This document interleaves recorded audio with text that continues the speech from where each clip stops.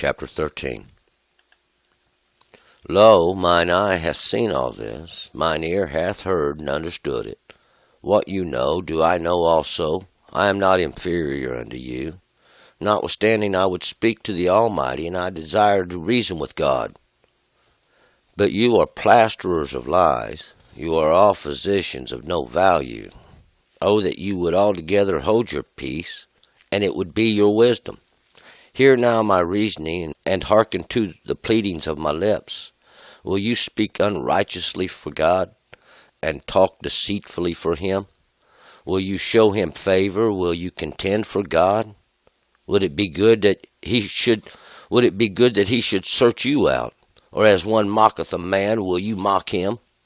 He will surely reprove you, if you do secretly show favor. Shall not his majesty terrify you, and his dread fall upon you? Your memorial shall be like unto ashes, your eminences to eminences of clay. Hold your peace, let me alone, that I may speak, and let come on me what will.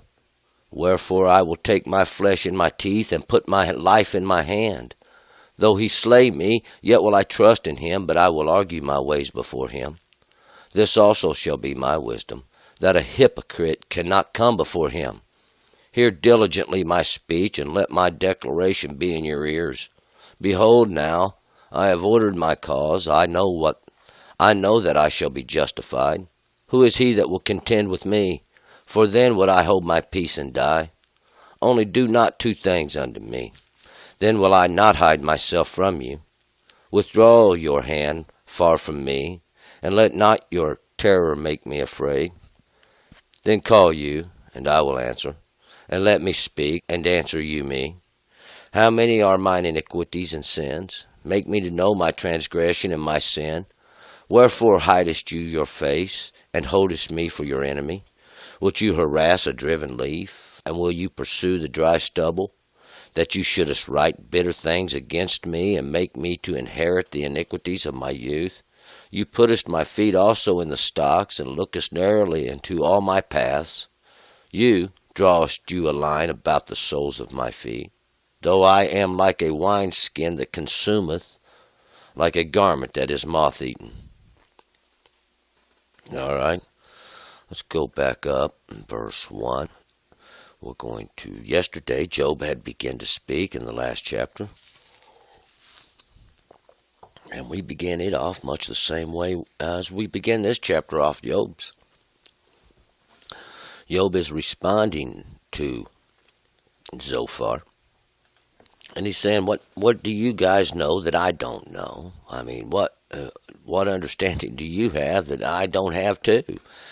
And they was just sitting there. They're going to keep accusing Job to try to get him to admit his sin, to try to tell him what his sin is.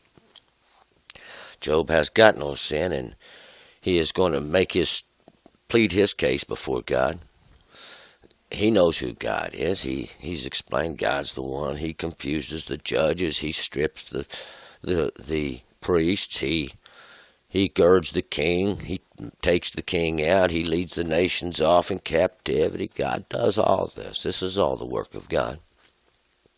He takes the hearts of the chiefs, these rulers of men. He makes their ways drunken before them. They stagger around like drunk men because of the lack of understanding they have. And we'll see Job understands all this. He's seen all this in the earth. He knows these things. We're going to pick it up right here in verse 1.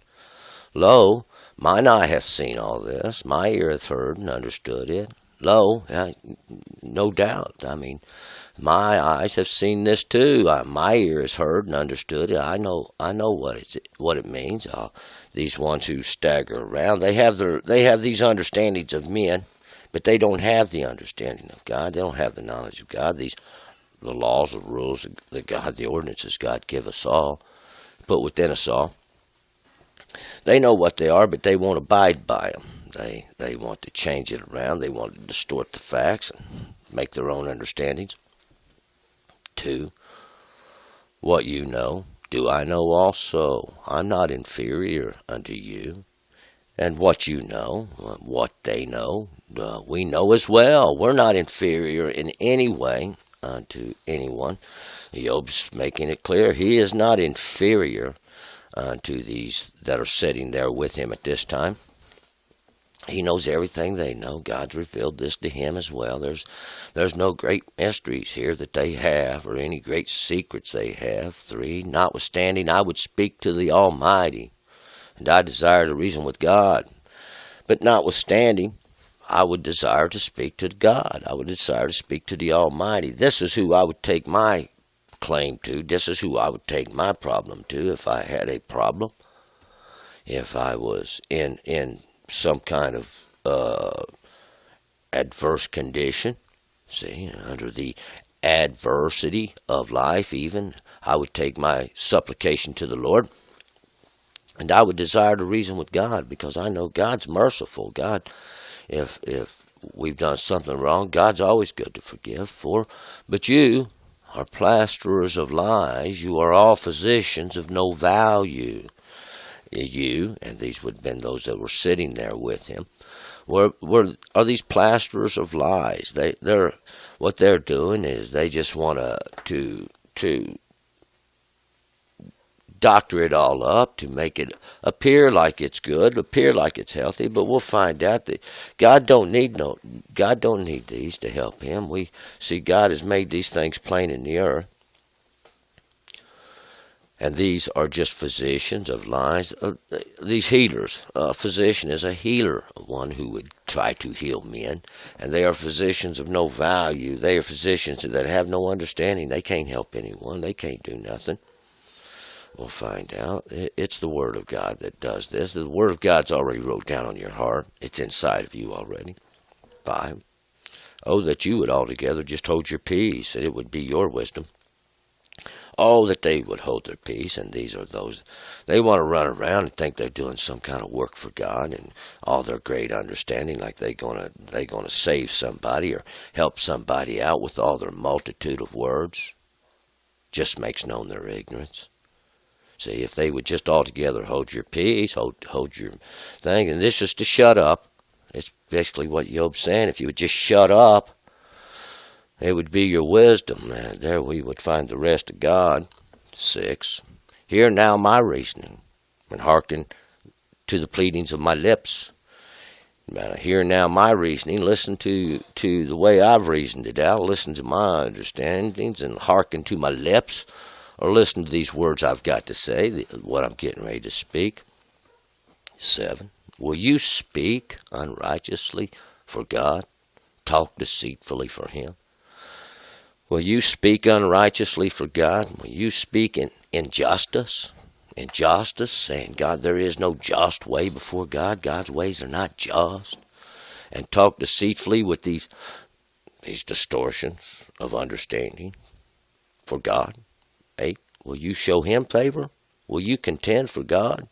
Will you show God favor? Are you going to contend for God? Are you going to try to help God out? Are you going to come in here and speak for God and tell me what I've done? 9. Would it be good that he should search you out? Or as one mocketh a man, will you mock him? Wouldn't it be good that God should search you out? Maybe God should call over you with a microscope. Or as one that mocketh a man, will you mock him? Or as one who goes around repeating what somebody else says? Or are you going to run around repeating these things that God said, these things that God's made known to everybody? 10. He will surely reprove you if you do secretly show favor. And God is not a respecter of peoples. God is not a respecter, and we're going to find out God, this showing favor, well, God will reprove you for showing favor. And this favor, we'll find out, is more like if you favor these that you believe to be godly, and over those that you believe to be ungodly. See, this would be an error in your understanding. 11. Shall not his majesty terrify you, and his dread fall upon you? His majesty, his magnificence, his great understanding would terrify you. to make you scared, put you in great fear and his dread, or these things which he's going to do. It's like understanding there's a great punishment coming down upon you. All this would fall upon you. See, and we'll find out those that they think they're doing some kind of a great thing. We'll find out God doesn't need nobody to contend for him. It was here. I know when I came along, and we find out God has a great ability to contend for himself. He doesn't need no loud mouths running off about handing out cookies and Kool-Aid to get his point across. 12. Your memorial shall be like unto ashes, your eminences to eminences of clay. And your memorials, all these things that you remember, basically all your understandings are going to be like unto ashes. These things that are going to be humbled, consumed. This is the remains of that which is consumed. Even these ashes that has been destroyed. Your eminences, these are like these things that you lift up, these things you exalt, all this, these things that you hold in esteem, maybe, are like these of clay. And the clay is that which is fragile. It's that which to be destroyed is what it is. 13. Hold your peace. Let me alone, that I may speak, and let come on me what will. Hold your peace. Let me alone, that I may speak. Hold up your tongue. Quieten yourself. Become quiet. Shut up, that I may speak, and let come on me whatever, and whatever's going to happen is what's going to happen. We'll find out. It's the work of God. It's the will of God. We don't need no loud mouths boasting these things about. 14. Wherefore I will take my flesh in my teeth and put my life in my hand. And for this, that's why, or this reason, I will take my flesh in my teeth, and that is my teeth is that which I, whereby I consume, whereby I chew over these things, I devour with, and I will put my flesh in there, and that's my own. I will chew these things over. I'm going to figure it out, and I will put my life in my hand, even in my works. And I'll take it to myself and go to God before him personally. 15. And though he slay me, yet will I trust in him. But I will argue my ways before him. And though he slay me, and even if he would slay me, yet would I trust in him. I will argue my ways before God. I will argue my ways. I will say I've turned, I've tried, I've done the best I could. I stayed in my understanding before God. 16. This also shall be my salvation, that a hypocrite cannot come before him. This also shall be my salvation. That's a little something I lean on and count on. That a hypocrite is somebody that, well, what they do is they say, don't do this, don't do that, you shouldn't do this, you shouldn't do that, and then they turn around and they do these things. They say, oh, you should believe this or you should believe that, and then they turn around and they believe a whole different thing or make known a whole different understanding in their path. That's really what a hypocrite is. It's someone who doesn't practice what they preach. See, they don't practice what they preach. They don't do what they say. They're liars and deceits. They've lied to themselves and believe it. 17. Hear diligently my speech, and let my declaration be in your ears. Give word to that, because that's a fact that a hypocrite cannot come before God. He's unjust in his ways. He's unrighteous in his ways. He has no understanding.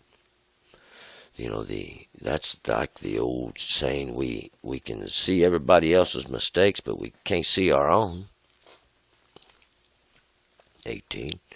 Behold, now I have ordered my cause. I know that I shall be justified. Behold, now, you watch and see, or look and see. I've ordered my cause. I've stated my case. I've set my ways in reason. I know that I shall be justified. I will stand before God. I've given myself over to his judgment. placed myself under his judgment. Even 19. Who is he that will contend with me? For then would I hold my peace and die. And who is this that would strive with me? Who is the one who would come and make my case for me before the Lord? Is anybody going to do that? Anybody going to go stand before God and plead my cause? If there was, I would hold my peace and die. And 20. Only do not two things unto me, then will I not hide myself from you. Only now, do not these two things. And these two things, too, anytime we see two, are a little something we'll have to witness. These things that he's going to ask that you do not unto him, we'll find that God would not do. Then he would not hide himself from God. 21. Withdraw your hand far from me, and let not your terror make me afraid. Withdraw not your hand from me. Withdraw not your work, your abilities from me, and we'll find out would be the work of God, the hand of God, God's mercy, God's ability. God always has a correcting way. And let not your terror make me afraid. Let not your terror, this terror here, God's majesty, God's greatness, his great power, his fame, his everything that would diminish you in your understanding. See, because we are but flesh before the Lord, we are mortal before the eternal. See, this understanding here would diminish us in our understanding. But if God would if this was gone and this terror was not there, 22, then call you, and I will answer. Let me speak, and answer you me. Then call you me, and I will answer. And because we would have an ability to answer God, see, we would not have this mortality wrapped around us. Or let me speak, and answer you me, and then I would be able to speak, and God would even answer me. 23. How many are mine iniquities and sins? Make me to know my transgressions and my sin. How many are mine iniquities? These iniquities are distortions, perversions. A distortion is a bending of the law. See, a distortion, a twisting of it. These distortions even. And sins. And sins are transgressions against the law. Make me to know my transgression. Make me to know my trespass and my sin. These things I've done wrong. 24. Wherefore hidest you your face and holdest me for your enemy? Why then do you hide your face? Why and hold me for your enemy? And we'll find out Job was in his suffering, and we would find that this hide your face, this and not look upon me. We find out this is when God turns just his face. We would find judgment. That's when we would be held or treated like an enemy. 25. Wilt you harass a driven leaf, and wilt you pursue the dry stubble? Would you harass a driven leaf? We'll find out. To harass a driven leaf, or driven leaf is a leaf that has come off the tree. See, it has fell off the tree. Its days are done. See, and the wind blows it along. But to harass it would be to chase after it, trying to stomp it, destroy what's left, and pursue the dry stubble, or that which is not used from off the harvest, that stubble that's left, the shaft to the wind, to pursue after it, to chase after it, like you was to burn it up even. To destroy even that which is worthless, to chase after that which is no good, to destroy what's left of it. 26. That you shouldest write bitter things against me, and make me to inherit the iniquities of my youth. That you would write these bitter things, or carve these bitter things in, to make these bitter things known, to show them out against me, and cause me to inherit the distortions of my youth. When I was younger, when knowledge I hadn't received yet knowledge of the full understanding and these errors of my youth, these errors in my understandings, which had to be corrected. 27. You put my feet also in the stocks, and lookest narrowly into all my paths. You drawest you a line about the soles of my feet. You puttest my feet also in these stocks. And these are stocks made specifically to hold your feet. It's something to keep you hold you still, to stop you for correction. And lookest narrowly unto all my paths. You regard all my paths. You have set all my paths. You have ordered all my paths. You drawest you a line about the soles of my feet. You've set my borders. You've set my limitations. Only this far can I go. Can't go there. Can't do this. I'm held into my place. See, God did that. That was the work of God. 28. Though I am like a wineskin that consumeth, like a garment that is moth-eaten, and I am just like a wineskin that consumes, like that which is consumed by what's inside of it. It's worn thin, consumed by the wine or that which is within it, like a garment that is moth-eaten. A garment that is moth-eaten. It's hung up. It's forgotten for a moment, and when returned to, we'll find out the moths have come. They've eaten it. It's got holes. It's made useless. It's like it's worn out even before its time. We're going to move forward from here, chapter 14. Job will continue there. Turn and return.